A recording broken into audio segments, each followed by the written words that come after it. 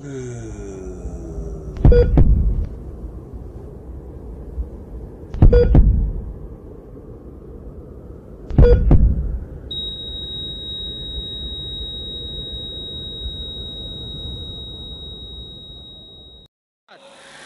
تعالی میگه منکران قیامت، اگر شما میگه قیامت نیست جلوی مرگ را بگیرید. یکی از دلایل قیامت مرگ است.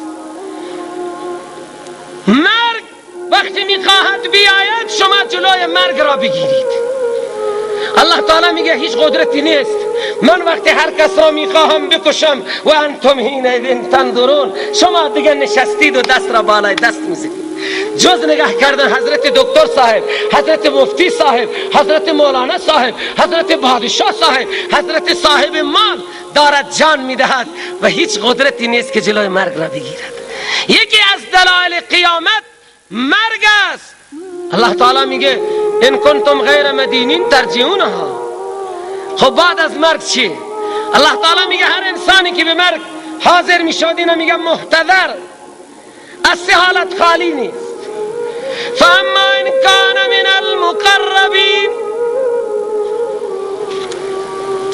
این انسانی که به کام مرگ افتاده است از مقربانه، از انبیاء، از صدیقین، از شهدا است.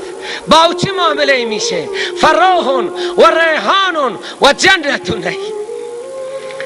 شما میگه نه روحا دارن میآیند، روحا دارن میآیند، حاضرن. حالا میگه میبین آمد. الله تعالی میگه مقرب فراح و ریحان و جنت نعیم. وقت تمام شد.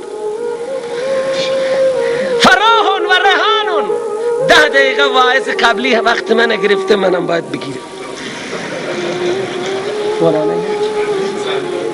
خب هر کی آدم است؟ ها چشم خشمت. اگر از مقربین است فراح و ریحان و جنت نعیم، او دیگه اگر احوال روسیایی های نعمت الله خبر بشه اونا خوشحال میشه. شما خودتان میگین یک عالم دلسوز از بی‌نمازی مردم رنج میبره یا نه؟ از دزدی مردم، از خیانت مردم، از رشوه ستانی مردم یک عالم دلسوز رنج میبرد. و اگر نبی هم مطلع باشد که این همه روسیایی را ما داریم، انبیا خوشحال میشن یا رنج میبرن؟ حالا که میگه الله تعالی میگه فراح و ریحان و جنت نعیم الا تخافوا ولا تحزنوا. و اگر اصحاب یمینه فسلام لک من اصحاب الیمین. و اگر از مکذبین ضالین بوش و بله رو همکارش هستند فنزل من حمیم و تسلیه.